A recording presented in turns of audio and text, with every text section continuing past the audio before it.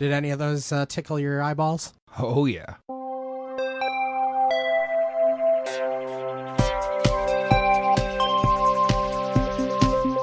Lost in Space. Yeah. The Final Frontier.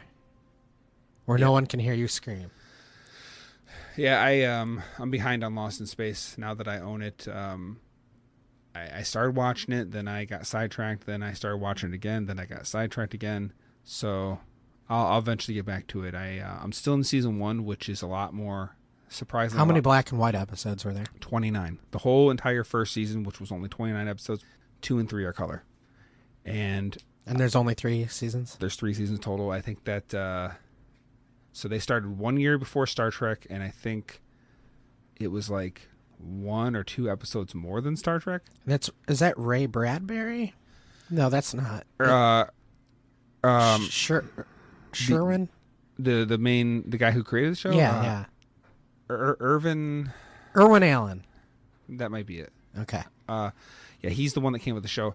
So like the first season, like I said, is a lot more serious. It's almost Star Trek-esque. And then I guess after that they decided to get more colorful and not just with the fact that it was in color, but just the tone. Yeah. Well, yeah, my theory on that was that probably because there was a robot in there and it was a sci-fi show in the late 50s? No, that's a 60s show. Okay. It started 1 year before Star Trek, so that means it went 65 to 68. Okay. And Star Trek was 66 to 69. It probably attracted naturally the attention of a lot of kids. So like, all right, let's cater to this audience. Yeah, and I guess the reason the first season wasn't in color was because it was just cheaper at that time to shoot black and white. And that's not Robbie the robot. No, that is the same guy who designed Robbie. Apparently, also designed. He's normally just called the Robot or Robot, but he's technically, I think, a B9 automated whatever blah blah blah robot. Mm-hmm. There's 2 different episodes in Lost in Space where Robbie is in it as 2 different robots. One is a season 1 episode, so you see Robbie in black and white along with the B9 robot. And then later, once it's in color, there's another episode that has the exact same Robbie, but I think he's supposed to be a different. It's not even supposed to be that he's the same robot. I think he's kind of like a precursor to R2D2. It's a guy that's inside of there. Both of them are, yeah. both robots had guys in it, yes. Which robot do you like better, Robbie or Robot? I mean, some of the stuff about Robbie, the mostly the headpiece, I think looks really cool. The like conical dome. Yeah. I like a lot of the things about. I don't like the legs as much on Robbie. Like where's just the bubble, like kind of like it looks a little silly. Yeah, and it kind of like waddles around. Yeah, it kind of shows more that it's the guy in a suit. Whereas the B9, I think he's B9. He just looks his legs part looks. He's not dangerous. He's a B9.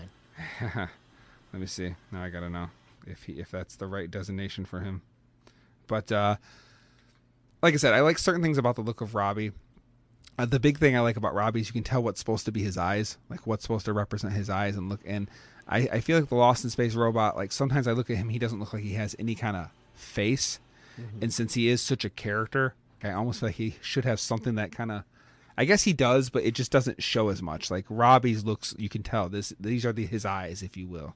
And that's what you look at. You know, one of my favorite shows has robots in it. What's that? Mystery Science Theater.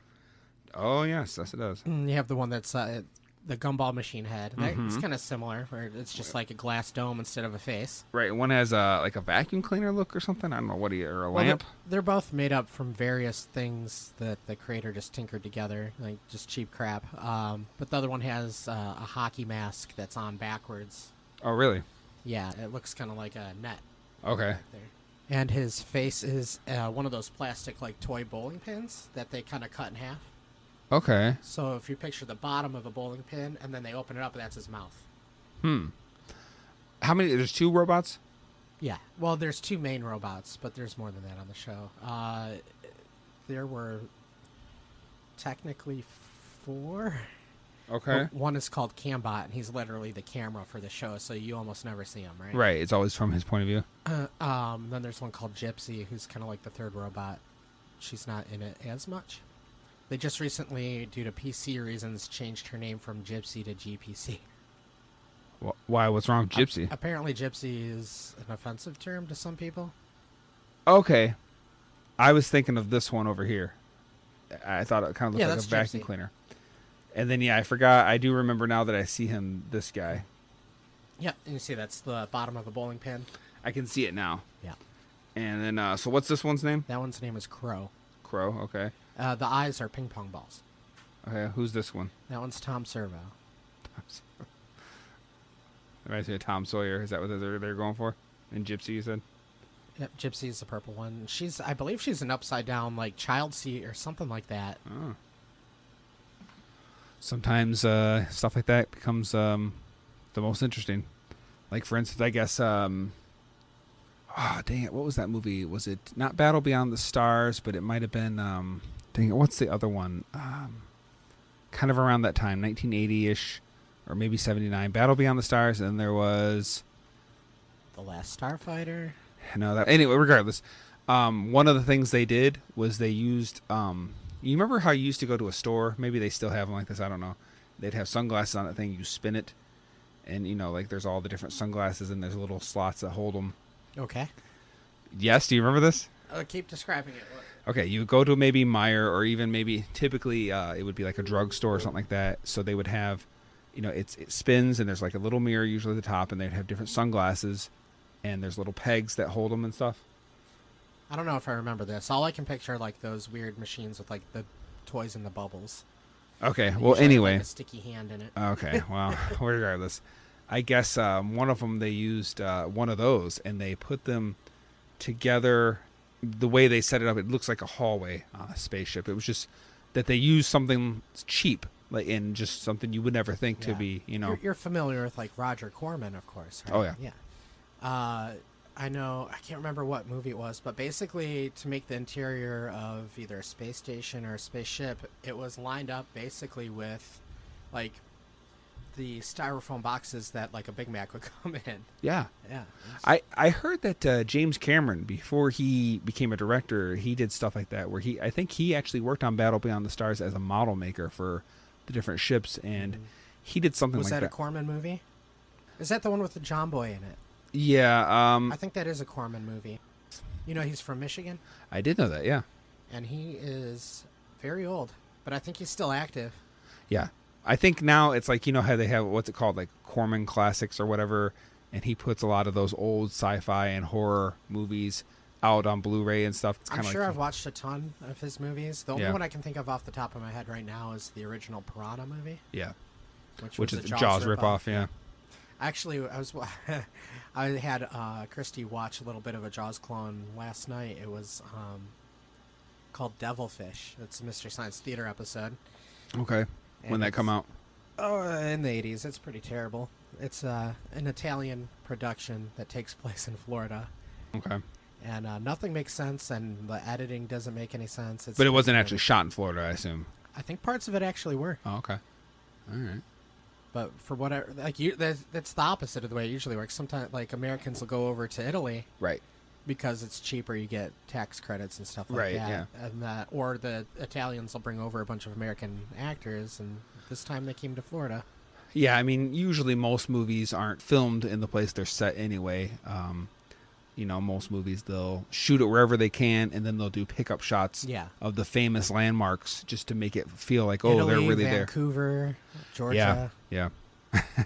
Yeah. I know there was a lot of stuff shot in Canada, too, where it's supposed to be in America. But there's a lot of, like the Friday the 13th. That, by the way, it's coming up soon. Never heard of those. I think they're supposed to take That's the one with Chucky, right? Yeah, there's the one where Chucky invades your dreams. And I believe they're supposed to take place in the New Jersey-ish area. Okay.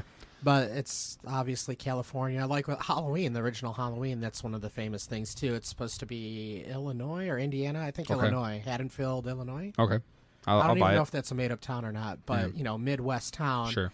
But every now and then you can see palm trees in the background. Yeah. And they feature a school. At one point there's like an elementary school or whatever, and they have like a bunch of lockers on the outside. Okay. But like, yeah, can you imagine that here? Yeah.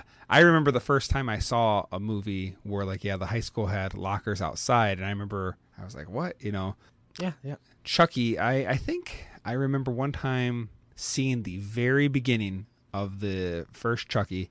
I was a kid. I was over a friend's house. Just happened to be like a movie showing. And all I remember was, is there a scene where a guy at the beginning, he's being hunted by the police. I'm assuming he just robbed and killed somebody. And he's hiding out in a toy store, I think. And there's like these Chucky dolls, which are almost like Teddy Ruxpin. Yeah, made cross up between Teddy Ruxpin and Cabbage Patch. Yeah. My buddy. Yeah. And Kid Sister. Do you remember those? I think that's it was definitely a cross of all of those, but Yeah. I think that in the movie they were called like best friends. Is that in fact Yeah. the first movie I was seeing then? Yeah, there's a robber. I think he may have been a killer too, and he was on the run. He hid, and there's some kind of like voodoo ritual that ends up putting his soul into the doll somehow. I can't remember why he needed to do that, or if he was To dying. escape from the police, I guess, right? He may have been like mortally wounded, and it was like the only way to save him. I can't remember. So- Actually, I think he was supposed to go into another person, Okay. and then something happened where he got into the doll. It's been a while since I've seen the original one, and like you, somebody had played it on TV for me once. I remember it being scary, but I went back recently and watched it, and I was actually kind of surprised it was as good as it was. Like, I thought it was hilarious. First of all, how many are there total? Oh, I don't know. Because I know they eventually did like Bride of Chucky or something like that. There's got to be about 6, maybe 7. Yeah, see, and I never technically have seen a single one of them, but so I'm assuming it's the type of thing where you never see him again, the actual person. I don't remember who exactly who the physical actor was, Yeah. if it was the same guy or not, but I know the voice is Brad Durov. Okay, that's the guy that's always like the creep villain and almost everything, right? A lot of the times, yeah, but he's a really good actor. He was in Lord of the Rings. He was the Yeah. guy that was he was the guy that was kind of whispering in the king's ear. Yeah. He was in Voyager, Voyager's my favorite reference for him, where he also played a serial killer. Yep. The like a reformed serial yeah, killer. He was a betazoid He that ends didn't up- have yep. the empathy. Like, he was born with a deformity or whatever. Since they're lost out in the Delta Quadrant, basically his prison is his quarters. He's like on lockdown. But he seems to be okay with it, and I think the whole thing was Tuvok was working with him to try to open up that. Yeah, well, to start with, he was part of the Maquis, and he ended up being forced to join Voyager's crew after they got lost in the Delta Quadrant. And Okay. like, they said that when they were killing Cardassians, he almost seemed like he enjoyed it too much or Yeah. something. Like, the signs were there. It wasn't about the freedom fighting; it was just about murder. Yeah, but this was like maybe a couple of seasons in at least. Yeah. And eventually some people on the ship turn up dead, and at first I think they think the first one's an accident, but then it becomes pretty obvious, like, wait, something's going on here, because somebody else turns out dead, and then they figure out that it was this guy. His name was Suitor.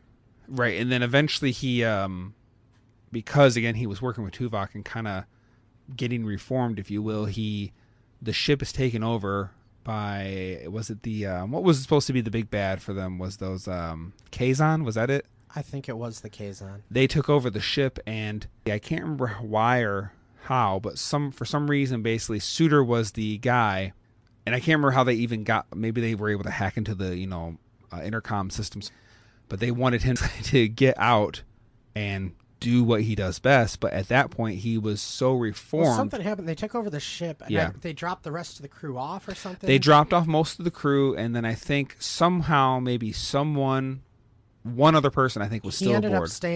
He ended up staying on the ship as some kind of an oversight. So he was the only one left, and then the doctor was with him. And the doctor was like, "You got to get the ship back." And Right. Like the guy's like, "I got to resort to," like, he's kind of fixed at this Yes, point. at that point it was like a big letdown that Yeah. now I got to do this thing And that he gets like sick when he kills somebody, Yeah. but like he ended up doing it. He took care of business, and he got the ship back under control, and then ended up dying in the process. Right. It was a really cool arc for a character to have. I just kind of wish he was in maybe a couple more episodes. Well, too. I'm assuming what was probably happening was he had other. I mean, He's a bigger actor. He was a yeah. bigger actor, so that they probably couldn't get him for too much more. So it was nice to have him. His daughter is an actor now. Oh, okay. too. An actress, I should say. Yes. She's in some. Get it right. I'm trying to remember. Dirk Gently. Have you ever heard of it? No, I don't think so. It's some weird like sci-fi show. It may be British. It has Dirk Elijah Wood in Gently? it. Yeah. Dirk Gently's Holistic Detective Agency, something like that, where he, like, I can't remember exactly how it goes. Christy was showing it to me. It's such a weird show. Like, he's already solved the crime or whatever before it starts, but he doesn't know how he solved it yet. So he has to do it. Like, it's a weird time reversal thing. That kind of reminds me of, what's it called? The Mentalist? Dang it. What's it called? The one thing with, it's one of the early Nolan movies. Memento. Memento. Yes, it kind of reminds me of that. Isn't that the whole concept? It's a little different, solved but it yeah. already, but he almost has nothing to live for, so he just kind of purposely sets himself up to... Well, he's got like the memory of a goldfish, so he's constantly forgetting everything, so he has to leave mementos for himself to remember certain things. But what they do is they start the movie at the end, and they work their way back. And because he doesn't remember anything, it works out. It makes the movie really work out in a unique way. It's a really cool movie. I think I saw it once. I don't remember a whole lot, but I thought I remembered the big ending is that he basically when he finally figures it out again, or although for his point of view the first time, he sets himself up to just keep doing it because it's like almost like he knows he's got nothing else to live for or something. I thought, or right, he just I don't know. It's been a while since I've seen it, but it's a really interesting movie. Okay, I'll have to check it out again. Yeah, Christopher Nolan, I'm not as big of a fan as a lot of people are of his. I think a lot of people kind of blew him up. His star may have faded slightly in recent years. But I like The Dark Knight. I liked Memento. I like The Prestige. I saw at the Dollar Show, it had Robin Williams and Al Pacino in it, Insomnia. Okay, that's Nolan? Is it? Mm-hmm. Really? And I believe that Robin Williams was a serial killer, but like it took place in Alaska where during the time of year where like the sun never sets. 30 days a night or whatever. Like Al Pacino's kind of going crazy and Robin Williams is going crazy because they can't get any sleep and Al Pacino's like the cop who's chasing down Robin Williams. Okay. I'll have to look into it. I don't think I've ever seen that one. What's it called again? That one's Insomnia. And then Inception was interesting. It was okay, but I don't think I liked it as much as a lot of other people. I saw it once, and I'd have to rewatch it. I think part of the thing for me... Because I don't remember thinking it was all that great either. It seemed a little complicated, which can be okay. Mm-hmm. But it also came out... Leo was in two big movies around the same time. The other one was Shutter Island, that Martin Scorsese film. And I saw Shutter Island, and I liked it a lot. Okay, I saw Shutter Island once, and I don't remember what I thought of it. That's Mark Ruffalo in it too, right? Yes, it has pre-Hulk Mark Ruffalo in it. Right. I want to say the guy from Monk in it, the police detective, Buffalo Bill or whatever. Yeah, Ted Levy, maybe? Levine, okay. Mm-hmm. Like Avril Lavigne. I get those two Why you confused gotta all the time. make things so complicated?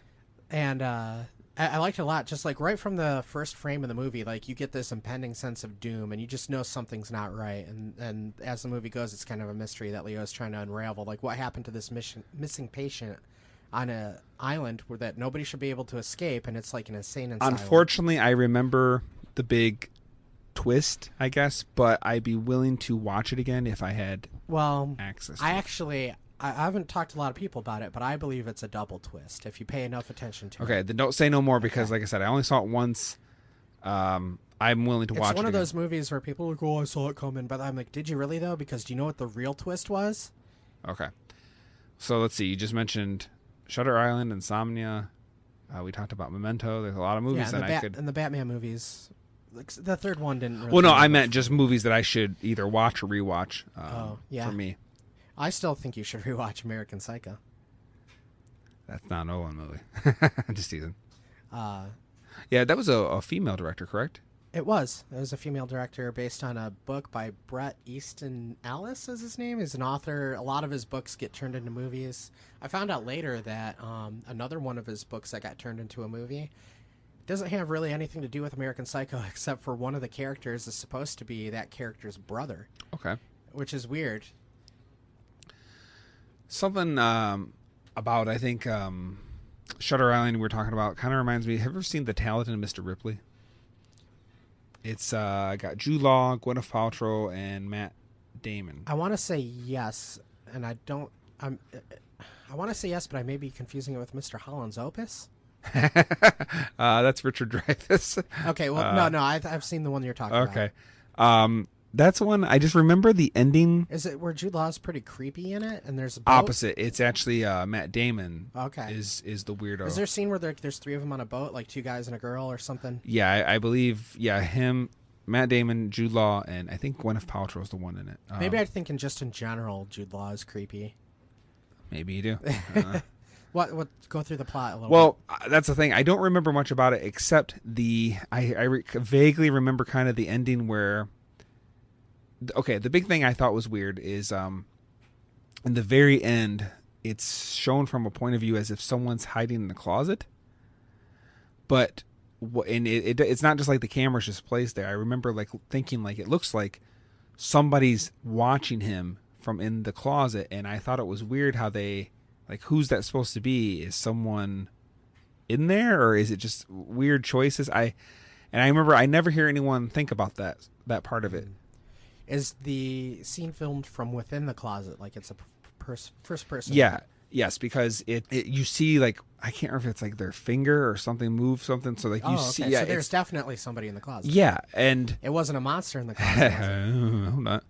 But anyway, I just always thought that was weird. I don't remember thinking the movie was all that great, but that part always like intrigued me, and I always thought it was weird that most people don't really talk about like who was that or.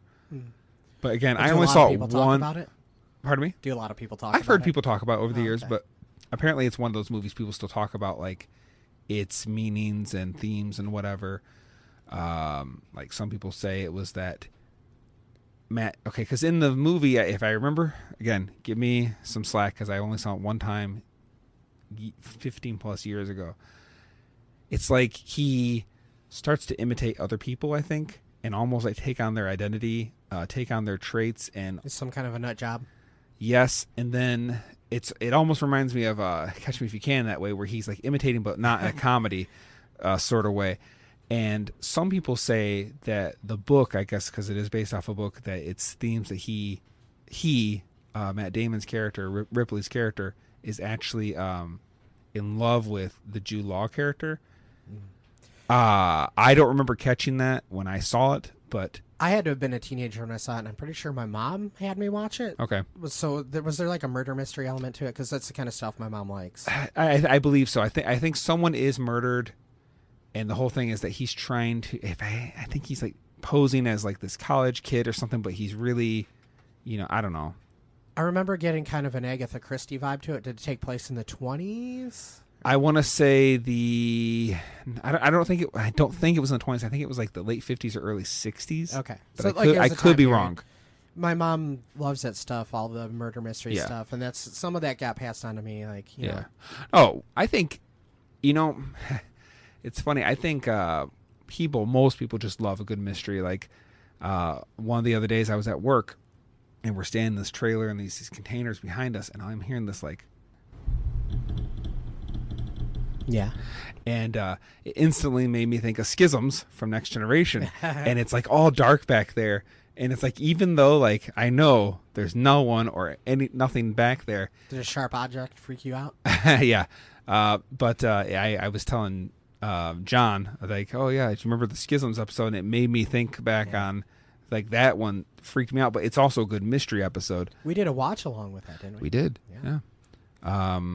That was if they could do that, if I had some say so in that now, I almost wish they wouldn't have shown the faces. So do they. Of the aliens. As a kid, they still scared me, but I think if it would just, I've always found like the idea of like a hooded figure where you can't see anything, you really can't see the face. Well, it's the less is more idea. Yeah, it's scarier. And I think the hands were creepy enough when you see these huge, long, clawed fingers coming at you with, if you would have just maybe saw like... Do you think if they just tried to make them grays, that would have worked out? I don't know about that. I think maybe you could have, if you just maybe saw a little bit of the face, but like you don't see it, maybe just like glowing eyes or something like, or the gleam of the eye, like where you can, something staring at you, but you can't. I don't know. It's like almost you're at a disadvantage. You've heard of like sleep paralysis and all that stuff, right? Mm-hmm. Yeah, that's one of the creepy things people say they see is like shadow people. Yeah. Yeah, that reminds me of that. I think it's "Are You Afraid of the Dark" episode. I believe, I don't think it was Goosebumps, I'm pretty sure it was Are You Afraid of the Dark, about this idea that there were these glasses that you put on. Yeah, and they're shadow people. And you would see this, what ends up turning out to be, I think, was it the same one over and over again? Was he wearing a hat? I think they were just like kind of like black silhouetted figures, like kind of like hazy or something. Maybe one of the ones that people see. It's weird because there's distinct ones that people see. Like sometimes people just see a human shape with red eyes, red glowing eyes, which is just kind of weird. Sometimes people see specific shapes, and one of them they call the Hat Man. So they'll wake up in the middle of the night, they can't move, they'll look over, and there he is standing there, and it looks like he's wearing like the 1960s fedora. That's crazy that we were just talking about Fringe, you and I, yesterday or day before, whatever. And not Friends, Fringe. Fringe. And that's like something they kind of do in there, the observers, they call them, where, they look like they came from like the late 50s, early 60s, always black suit, tie, like fedora hat, and they're always watching. I just got not too long ago the book, The Mothman Prophecies. Yeah. They had that movie based on it, but I don't think the movie really included a lot of what was going on with that. Yeah, I know, like, the whole Mothman prophecy, it's kind of like its own urban myth, like Sasquatch or whatever, but supposedly, I can't remember why they call him a Mothman. Is it that he actually had wings, or people claim he has wings? This is supposed to be not fiction at all. So what was going on is in Point Pleasant, West Virginia, there was a lot of weird stuff going on, and one of the weird things that was happening, among others, is people were saying they were seeing, unidentified flying objects. And what year was it when that bridge collapsed? It was in the 60s, right? I'm not sure. I'd have to look it up. So anyway, this guy goes down to check it out. He's a journalist, right? And he wants us to find out what's going on there. I'll write a story. And the more he digs into it, the more the weird stuff starts to happen to him. Okay. And that's where the book, The Mothman Prophecies, came from, because it's about all the weird stuff that led up to that bridge collapsing. Yeah. And then after the bridge collapsed, it's like it all just disappeared. So it was almost like something was building up to it, right?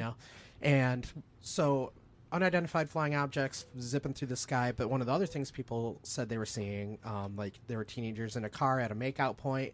Here comes this thing with big glowing red eyes, and it's just a shape at first. But every time people would see this thing, they'd say it looked like a giant moth, almost, in a way. Like it looked like a man with wings. They couldn't figure out exactly what it was. Okay. But some of the stories came out that it would fly around. And there were kids in a car at like a makeout point, and they said it chased their car, and they got up to like 100 miles an hour, and they said it wasn't flapping its wings or anything, but it would stayed right on them the whole time and scared the crap out of them. Now, it's teenagers, who knows? But like there were more than, one account of this happening. Okay.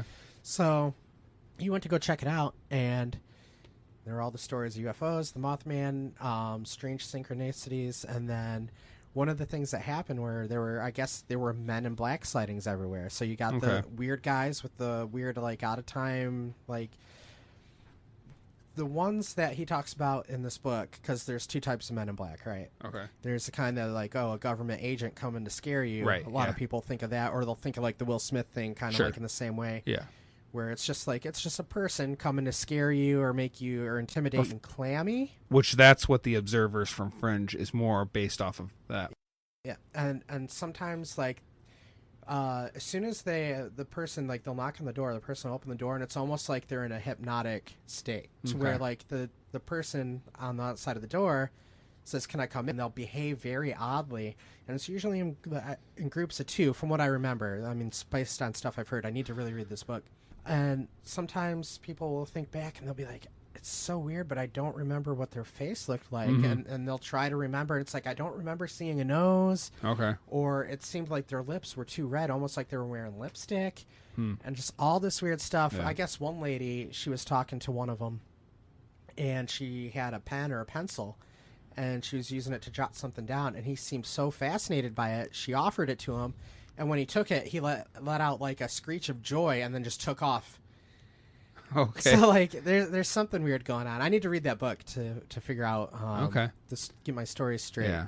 Yeah, Fringe definitely takes a lot of the urban myths about that sort of thing, and they're called the observers because they literally are watching. In fact, most episodes aren't even about them, but if you look, it's like a Where's Waldo thing. You will see them somewhere in the episode. And That's then cool. That is a very cool idea. And then some of the episodes are actually about them and who and what they are. I like when people take like the weird stories about something and actually kind of like incorporate it a little without having to turn it into a comic book like Men in Black, like the Will Smith version.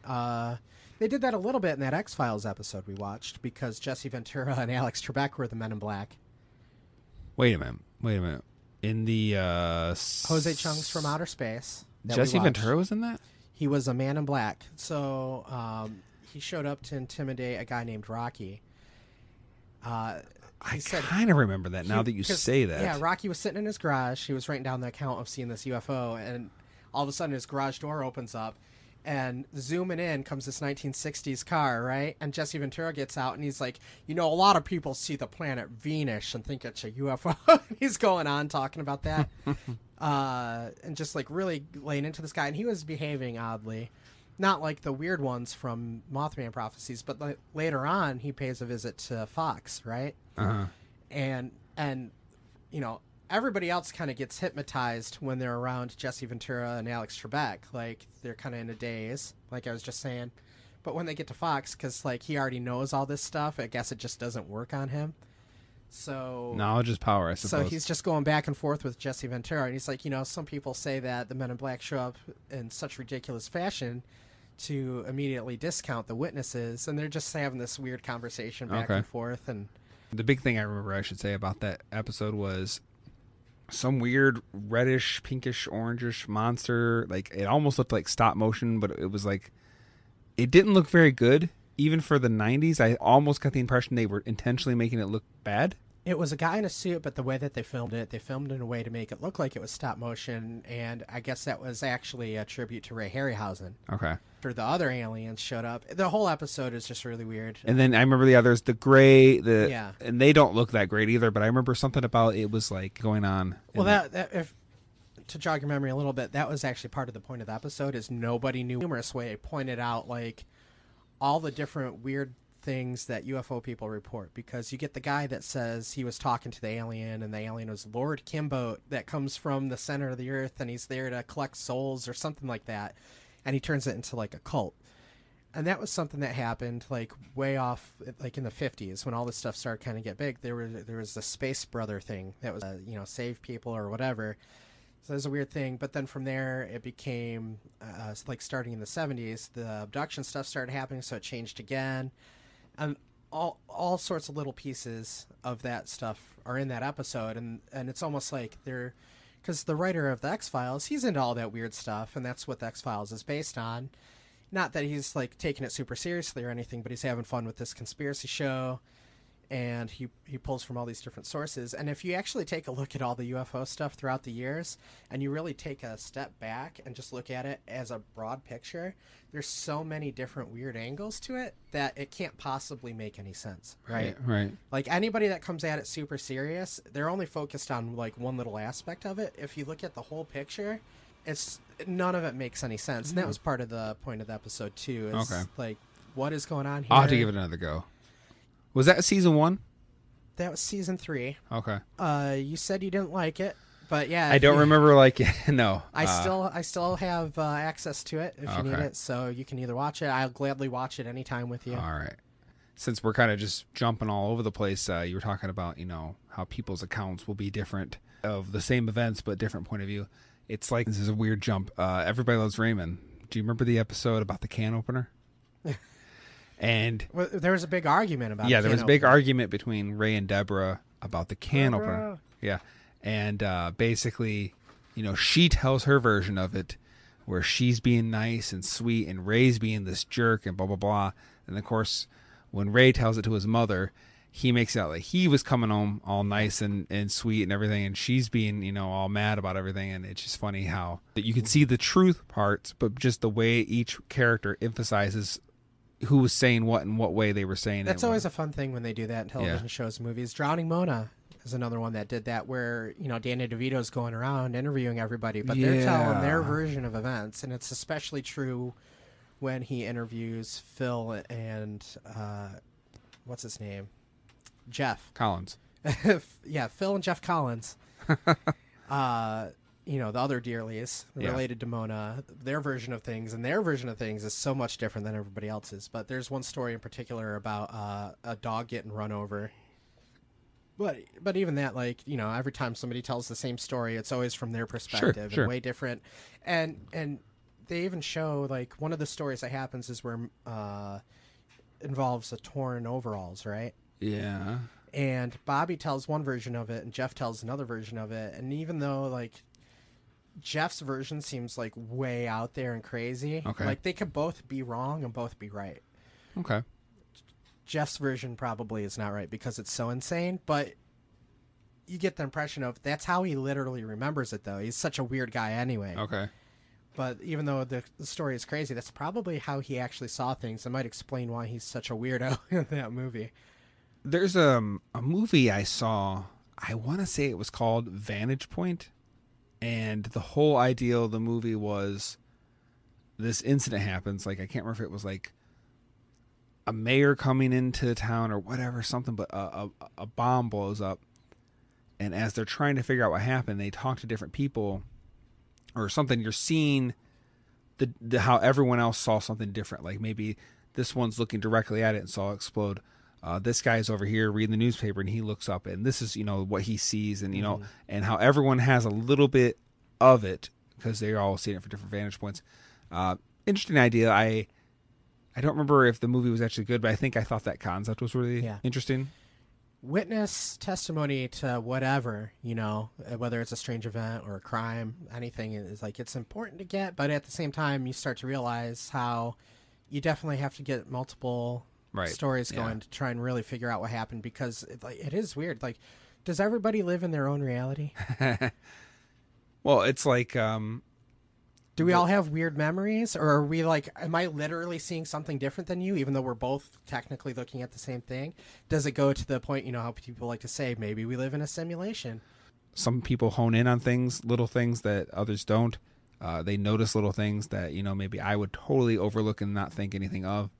So, yeah, I mean, I get why you can get different point of views on the same event. Yeah, it's something that happens all over the place. Yeah. Anyways. I just rewatched an 80s movie. I'm trying to think if you told me about this. No.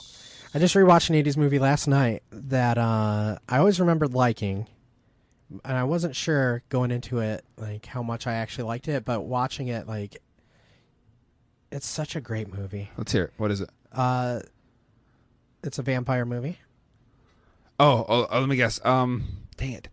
Fright Night. Yes. Okay. Yep, rewatched Fright Night last night, and rewatching it, like, I feel like it's really, really good. I've only seen it once. Oh man, what was that one character? It was so annoying. Like Evil, is that what his name? Evil Ed. He annoyed me so much in that movie. Well, he was kind of a spaz. That was his character. So I guess what I liked about the movie was there weren't really any hollow characters in the movie. All the main characters, they all had their own points of view. They all had their own arcs, which was nice. They're fleshed out. It was so nice. So it starts off with the guy and the girl. They're making out. They've been dating for a year, and it's Marcy Darcy from Married with Joan? Yeah, it's the same actress. Bees? Beard. Amanda Beard. Is that her name? I couldn't tell you. I want to say that's her name. So, yeah, that's the girl. So they're making out, and he's been dating her for a year. He's ready to move more forward with the relationship, and she's a little scared. So she's struggling, basically, with her sexuality right at the beginning of the movie. Okay. He's constantly watching this old horror show on TV. I remember that angle of it. Yeah, and he really likes that stuff. And then there's the Rear Window moment where he's kind of like spying out the window. That happens a couple times, and I feel like they did that on purpose. Like, it's a little homage. In a way, that reminds me of The Burbs. The way he's constantly watching the house and watching this guy. So this horror host they like is Roddy Mcdowell.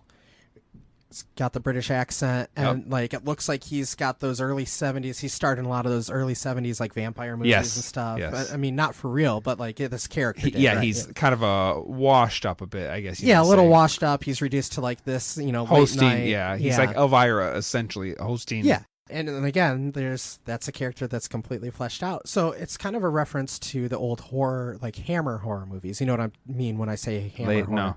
So like I want to say late 60s, early 70s is when they got kicked off, and there's a British thing, right? Okay. That's where Christopher Lee played Dracula in a horror Hammer movie. Okay. Is Hammer like the producer or the production Hammer company? was like the production company, and what they did a lot, they did some Edgar Allan Poe stuff, and they redid a lot of like the classic Universal monsters, so like Frankenstein, Dracula, Mummy.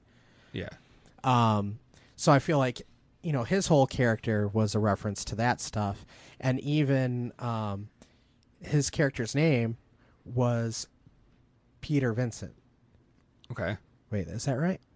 Like Vincent Price? Vincent Price. It's it's a reference to two guys. Yeah. What's his name from Star Wars? Peter Cushing? Peter Cushing. Okay, Peter Cushing. Because he was also one of those, he played in a lot of the Dracula ones. Sometimes he was Van Helsing, and he'd be chasing after Christopher Lee. Okay. And then, you know, Vincent Price. And Yeah. I think he actually did a lot of the Edgar Allan Poe ones. But like that's a whole homage to that. So like, along with this story that's super tight, and you have all these characters that are well fleshed out, and they all have their own arcs, then it's also like little homages and references to things from the past where it's done like, oh, I loved this stuff as a kid or whatever. Like, it's just there, and it's not there to rip off of it, and it's not there to like pay tribute to, but not overly done. Yeah, and it's done in just such a way where it's subtle enough to where if you don't know that stuff, you don't know what they're doing. But if you're familiar with it, you're like, oh wow, okay, that's cool. All the acting in the movie is great, especially the guy that plays the vampire. Okay, didn't he steal the main guy's girlfriend? Yeah, towards the end, he kidnaps her, and he's like, come and get her. Doesn't he like turn her into one of the brides or something kind of thing? No? Yeah, he ends up biting her. So she becomes a vampire, right? Yeah. So when it first starts off, he notices the kid is watching him, right, through the window, and the kid has figured it out. It does not have the subtlety of Rear Window. Because the Rear Window, you're like, is he just making it up in his head? Right. You don't know until later on when like everything starts to come out, you know. Such a great movie. But anyway, so he pays him a visit after he's pretty sure like the kid at this point definitely knows he's a vampire, right? Yeah. He knows that the kid knows that he knows, right? Now they know that we know that they know that we know. Yeah. So he comes over and he's like, he's so annoyed that the kid figured it out and it's causing some problems for him. Picks up the kid by the throat and he's like tossing him around in his room. Like at any second, he just crush his throat and kill him. Sure. Be done with it. But he doesn't want to right away immediately. And it's it's so subtle. It's done perfectly. It's not like spelling it out for the audience exactly. But like, even though he's a vampire and he's killing people, there are little tiny things like he doesn't necessarily want to kill the kid right away. He says, I'm going to give you something that I don't have. A choice. Makes it sound like he doesn't really want to kill anybody, but he has to, right? Yeah. And then you get little hints of what his background might be. He's got all this old stuff, so you assume he's been around for a long time, and he's got like a painting of a girl that kind of looks like Marcy Darcy, right? Possibly his wife that, you know, either he outlived or she was killed maybe by a vampire hunter. Yeah, maybe even himself. You know, who knows? But like you get these little hints of his background, and then he's got like this like zombie slave, a vampire's thrall that's like takes care of his stuff, a bodyguard almost. Yeah. Well, I remember the evil kid. Evil Ed becomes his little lackey. Kind of the main character's friend, but not really. Like this kid is kind of an outcast. He's the spaz at school that nobody really likes. And there's an arc with that too. The vampire guy recognizes it right away. He's like, and he doesn't like he scares him. He chases him into an alley. Right. The guy. That's when the kid realizes, oh crap, this guy is a vampire, and he starts running from him, and he's crying, and because he gets him cornered, right? Yeah. But then he's almost nice to him, where he's like, you know, I'm an outcast too. You know, all you have to do is take my hand, and these things will all go away. Okay, so remind me, the main character's girlfriend, she ends up getting turned, I guess you might say, to become a vampire. Therefore, now she's against her boyfriend, right? She's essentially become the lover of the vampire, like his new woman, his new. In a way, you get the sense that he's infatuated with her because she looks a lot like the girl in the painting, and I have to give him credit here. She did look a lot like the girl in the painting without it actually being her. Okay. So, in the end, does the hero have to kill her? Does she get away? So he bites her, and he's like, I have her. come and get her. Yeah. So the kid shows up and he throws him in a room with her and gives her a steak. He's like, you're going to probably want to use that soon. Locks him in the room with her. So now he's got a choice. He has to either kill his girlfriend. Kill her, or she's going to kill him. So he kill her? I can't remember. Maybe you'll have to watch it. Roddy Mcdowell, the biggest thing I know him from, he was the voice of the robot Vincent, I think, from The Black Hole. Oh, yeah, that's right. And Slim Pickens was the beat up, crappy old robot with the southern accent. Was he also a voice for like Toy Story? If he was, I don't know. I feel like he was a voice for like a cartoon later on. He probably was. He's been in so much stuff. He's a great actor. I like him. I always think he was in an episode of Columbo. Okay. Planet of the Apes. Okay, who was he in that? I want to say, like Professor something or other. Okay, like so he was one of the main guys. Okay. Yeah, he was one of the apes. Yeah. And so he was in that. I also believe he may have been in more than one movie, but there was a Planet of the Apes TV show that he also was in. Wasn't there two? I know there was an animated, and wasn't there also a live action? There was like a second planned live action show, but maybe either got canceled really soon or it got scrapped. I don't know. I don't know. I'm not super up on my Planet of the Apes. Nor am I. Trivia. I think I've seen the original movie once on TV years ago. I know I've seen the original of that. I've obviously seen the Tim Burton, and I've seen the first of the newest run of them, the one that had James Franco and... I think I really liked the first one, and then I saw the second one in the theater, and I was a little bit like turned off by it. What I always thought was weird about Planet of the Apes was, okay, the whole thing about the first film is he's in this world where the apes are the dominant species.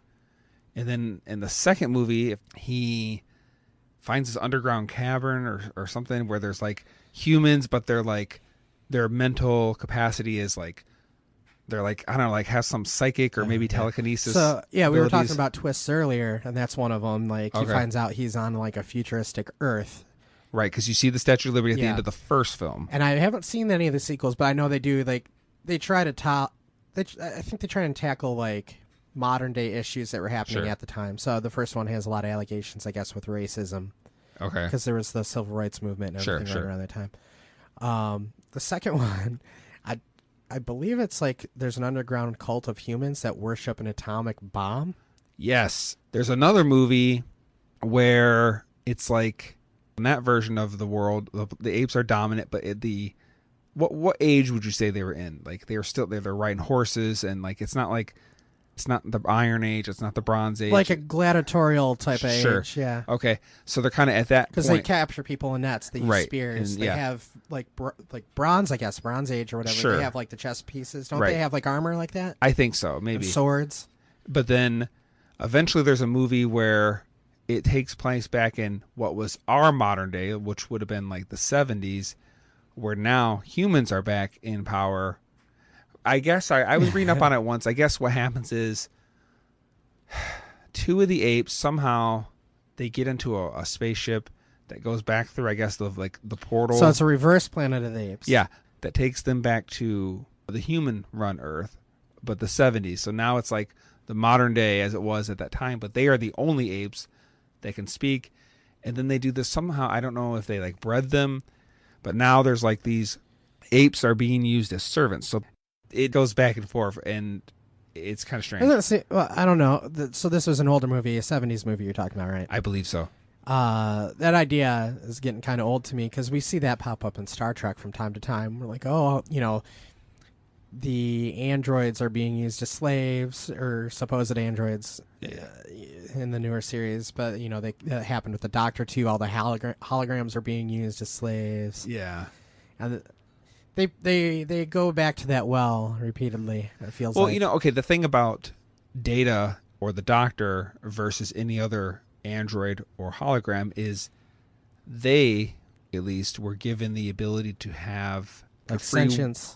Yeah, and free will, and like so they are more than a standard robot or a standard hologram. They had that potential and that allowance to become more, whereas most of the holograms were just holographic doctors here in a pinch to do stuff They had multiple episodes talking about whether he was actually a life form or not, and the one big one where it ended up in a trial because the guy wanted to take. I could understand Data more and the Doctor more, but like unless you give those androids or those holograms that ability to think that way, they are just a programmed thing to do a certain task. Yeah, if you want to boil it right down to it, the way that they interact with the people around them, though, gives those people the sense that like this is a person. Right. So then it's harder for them. And then I guess there's something to be said, even like if you did have that mindset where like this, I know it's acting like a person, but it's a machine, right? It's just a program. However, there's like once one has gotten that advanced, do you just let it go to see what happens with it? Like maybe it will grow into something more, you know? It's a weird concept. So are there any other twist endings that you can remember? Like there's a lot of really bad ones. From movies? I can think of two off the top of my head. I remember the first time I ever really noticed a twist ending. Okay, well, I mean, I know when I saw Unbreakable for the first time, I already knew because it was so talked about. It was so popular at that time. So, unfortunately, that ending was already spoiled for me when I saw it. So that's the first twist ending I can think of right now.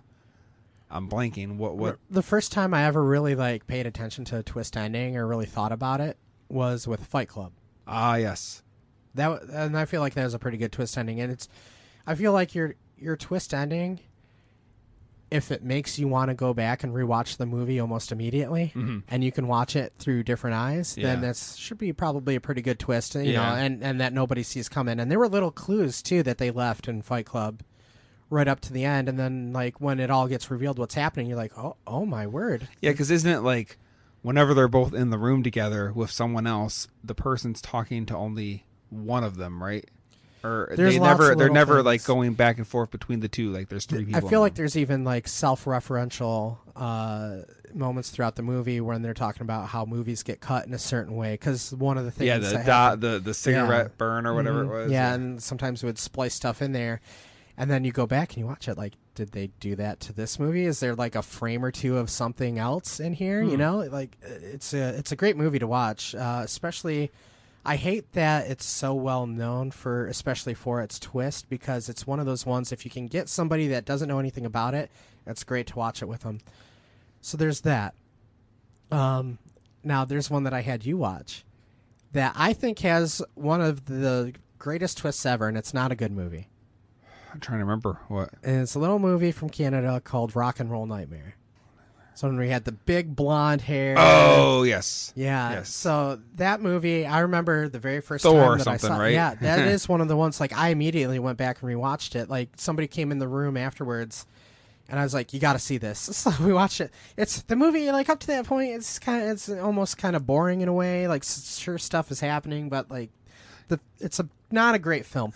But when you get to that ending is so unique and different and weird, and you did not see a twist of that magnitude coming. Okay, so what was it? He was in a band with his bandmates and their girlfriends. They go to this place to record their album or something of that sorts, and basically, little by little, everyone's getting killed off. Yeah, in your typical like horror movie style, like people, you know. But then it turns out he's not just a regular guy who happens to be a musician, lead singer. He is far more than that. He's an entity of some sorts. Yes. So is he alien, or is he supposed to be Thor himself? So yeah, they show up at this place. They start recording the music. There's little monsters and stuff throughout it, and you know, people start getting picked off. And, you know, oh my gosh, now all of a sudden he's the last one there, and here comes his girlfriend who got taken by the demon or whatever it was.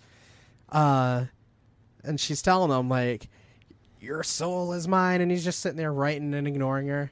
He's like, no, you're the one that's mine. And she's like, aren't you listening to me? And then she turns literally into the devil, which is a horrible puppet, which is great. Yeah, I remember that. So, oh my gosh, it's the devil here, and he's not reacting at all. And I'm trying to figure out, like, why isn't he reacting?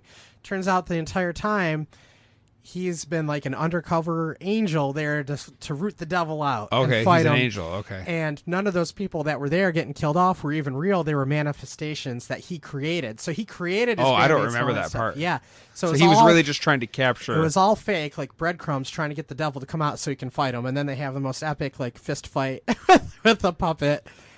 Okay, so usually twists in a movie will come toward the end. Now, Well, plot twist can come at any point. Okay, right? fine. The revelation, obviously, the well-known of Vader, Vader. being Luke's father, although they still kind of leave it in that movie as ambiguous whether it was a lie to trick him. It wasn't obviously confirmed until 3 years later, when in real time when people saw it. But obviously, that's a real. Yeah, after they went on the Jerry Springer show and had the DNA Yes. test, or Yeah. was it Maury? And some chairs got thrown around. Yeah, some chairs got pushed around, Yeah, force pushed. thrown. But yeah, I mean, at that time, that was a big twist. I remember, even I remember when I saw Star Wars, I remember not being sure if it was real, if he was lying or not. Unfortunately, that's one of those ones that gets kind of ruined because the famous quote that people even misquote. Yes. To me, another big twist was Yoda. Yoda being Yoda. I remember when I watched that movie for the first time, and he's there. The whole reason he's there was to find this Jedi Master, and he finds this little goofball. Instead, I'm the whole time thinking, okay, he's gonna somewhere. take him to Yoda Yoda. is somewhere out there, and he's gonna take him to it. And that's he might be a little funny sidekick, but that's about it. When it turns that he is Yoda, when he finally drops the shenanigans and gets real, like it was just like, whoa, that was a big twist at that time. That was cool. It was like almost part of a test, although Yoda does seem to have a kind of a goofy personality. Yeah. Anyway. Yeah. Like those are great twists, but now they're so well known. Yeah, twists are hard to pull off. Yeah. Because everybody's kind of watching for them, especially if it's an M. Night Shyamalan movie. Well, like Benji, I mean, he knows already, even though he's not seen it, he already knows when he sees that little green guy with the big ears, he knows that's Yoda. And I was trying to mess with him, like, oh, no, that's not Yoda. Like, because we were watching at one point, we didn't finish the whole thing. But I was like, oh, no, that's not Yoda. He's going to take him to you. I was trying to keep the mystery there for him, but... That's why I want to, like, with Rear Window, for example, when I explain it to people, I try and leave it ambiguous because I feel like that is supposed to be almost twisty. It's supposed to be suspenseful enough to where, like, you aren't 100% sure, like, is he a little paranoid or is this actually happening? That's a good one to show people too, because a lot of people don't watch older movies now. They may be familiar with the plot device of looking out the window and catching something. There's a guy, a young guy I work with. I was talking about movies. He's like, yeah, typically I won't watch movies if they predate '95, and I was Holy like, cow. what? Well, he's just skipped over, right? In my opinion, the very best decade for movies. I hold the 80s and the 90s in very high regard. I'm not trying to knock the 90s or any other decade. There's a lot of good movies in the 90s. I feel like there was... I think the 80s is great in its own right. The 90s is great in its own right. But those two together, those are like great decades for music and movies, TV shows. So, a lot of stuff came out. Movies were huge in the 50s, right? Right before television started to take over. Right. Well, yeah, people basically went to a theater to watch what we would now call television. Even like, the 20s and 30s, from silent films all the way up, like King Kong was 1933. Yep. That was one of the biggest movies of all time, and it was like a big event, right? Mm-hmm. So up into the 50s. Then it starts to take a little bit of a dive after everybody starts to get a TV in their house, right? Yeah. But also in the 50s... that post-war science fiction everywhere. Yeah. Big ideas. You can have a smaller budget. Special effects are starting to be pushed. And a lot of the filmmakers from the 80s grew up during this time, so they're influenced by stuff like, Invasion of the Saucer Men or, War of the Worlds, whatever. So by the time they become filmmakers in the late 70s and early 80s, they're being influenced by these things that they saw. So already... there's a lot of fun stuff from the 50s that's kind of making its way into the 80s, right? Right. Music, also, too, was doing that. Technology, not just, computers and digital stuff, but, with the prosthetics and the... Stop motion and... the on-set effects, yeah, physical stuff, practical effects, were really starting to come forward. American Werewolf in London was 1981. Mm-hmm. Just like you had like this perfect storm of very creative young people who are influenced by all the weird stuff they saw in the 50s, trying to kind of remake it. But then also, we hadn't hit the ratings system quite yet, for the first half of the 80s. Yeah. So they were allowed to be weird and creative. And even when they did come out with like PG-13, right? Yeah. In 86? There's a lot of debate on that. Some people say that Temple of Doom, in the second Indiana Jones movie, What year was that? 84. 84, okay. But I know PG-13 And itself Gremlins. didn't actually take effect right away. I don't know when it actually, when the first PG-13 movie came out. I don't know. The earlier in the 80s go, the more extreme they could be, and Yeah. then they started censoring stuff like Friday the 13th is a good example. The earlier ones have more and more crazy stuff, but even as like the ideas of the franchise, like he becomes a zombie and all that stuff, like that's all really cool. Way to spoil stuff, man. But then, you know, you get to the point where like the kills aren't as fun, and you know, and yeah, in these movies the kills are fun. I think they're fun, like special effects extravaganzas. What a psycho I'm sitting across from. Well, you know, watching him fold somebody in half is fun. Watching like a soldier get slowly stabbed to death and Saving Private Ryan is not fun. It's disgusting and makes me sick, right? Because it seems more real. Yeah, it's more real. So like, if it's a fantasy thing, then yeah, like let's see a ton of blood and like.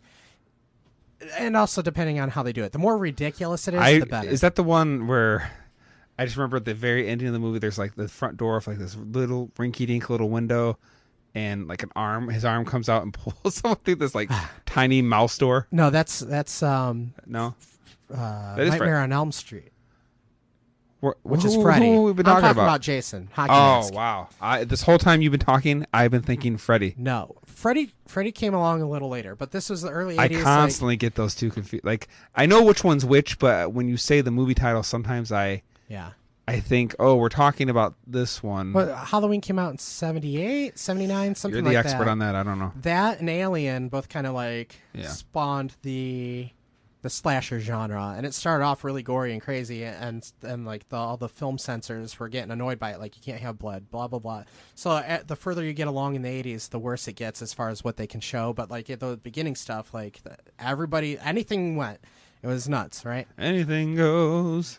Anyway, like, but you had that kind of creativity where you were allowed to do kind of whatever you want throughout the 80s. Bigger budgets were coming in. Steven Spielberg did really good. Who's he? He made a movie about a fish. Batteries not included or something? He made Jaws in the 70s. That was a huge deal. So now, like, the idea of a blockbuster is coming into play. Now, hold on.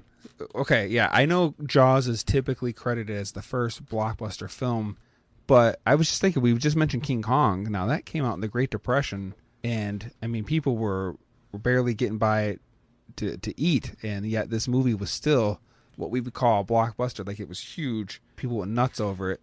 Like, could that be qualified as a blockbuster? I know the term wasn't coined at that time, but... Well, yeah, sure, a blockbuster, but I think the idea of a summer blockbuster... Like, summer blockbuster, yes. yeah. A big movie that comes out in the summer, but It's began the tradition that now is entire year long. Every month there's summer blockbuster movies, and it's actually a headache. But when you got to the 90s, a lot of those ideas, like, not only, like... are the people who are like, you can't have this in your movie, you can't have that in your movie. They're getting censored more, so they got to kind of tame it down a little, right? A lot of the ideas have done, so now you're starting to see some of the redone stuff. And then also, unfortunately, with Terminator 2 and Jurassic Park, as awesome as they were, in comes the invasion of CG, and that caused... What are you talking about? The 98 Godzilla was the best Godzilla movie ever. So much laziness in filmmaking. It really drives me crazy. 90s is a little more hybrid for that. Like, there's still some movies we're still doing practical effects and whatever. What's funny is it started off, they're actually doing it right, and then it just got to the point where, like, a big blockbuster movie can have the worst looking effects. And I'm not saying, like, stop motion looks completely real or anything, but I'd rather see that. It's a physical object. It's there. Yeah, it is there. You know, what is that? Back screening... rear projection. Rear projection. Yeah. That always looks a little goofy, but it doesn't look horrible. Well, King Kong, that was, I don't know, that might have been something maybe invented just for King Kong. I don't know that you can tell something's off, but I would rather watch that because they can blend it to a degree to where it looks okay. Yeah. For King Kong, it was mind-blowingly amazing idea of how they did stuff. Yeah, they really pushed to film it, put a screen up, hide the edges with, props and foliage, and then have the actor now stand in front of that screen and have a camera behind it, now a camera in front shooting both. That's an amazing idea. And now, with the green screen, even nowadays, like you can still the lighting doesn't look quite right. Oh, for sure. It's a lot better than it was. But if you go back and look at the prequels for Star Wars, Yes. everything is green screen. It looks horrible. I agree. It didn't look as bad at the time, maybe because we weren't used to seeing it, maybe because it was on a movie theater screen, maybe because we didn't have as much HD as we have Possibly. now. But you go back and look at it now, and it looks so cheap and horrible, and that's a big blockbuster, huge budget movie. I was just so I'm going through Monk, and there's this one episode where they have to go onto a submarine. And like I was like, wow. Like, I mean, I know the show is older now. I think this particular season I'm on might be 2007 or 8. But I was like, dang, they show like this guy, he's supposed to be standing on the edge of the dock, and here's the submarine. And like it looks bad. Like, one, you could just tell like the submarine itself looked fake, but two, you can tell they're not really on not even standing on real water or a dock. Like, it just so very clearly blue screen, green screen, whatever. It was bad. And blue screen was the old technology. I mean, it's been around for a while, but just it gets so was used blue screen? now. Yeah, blue screen was first, then green screen. I don't know why exactly they changed over from blue to green. I think it might be a lot of times like in people's clothing, and blue's probably more common color. Yeah, blue's more of a common color, so it's harder to work with, perhaps. Yeah, I don't know if I'm making that up, but I'll buy it. Man, what is she doing up there? Squeaky squeak. Yeah.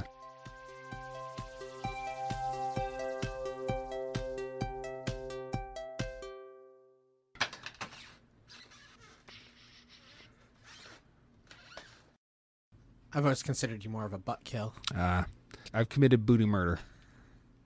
That's the word around town.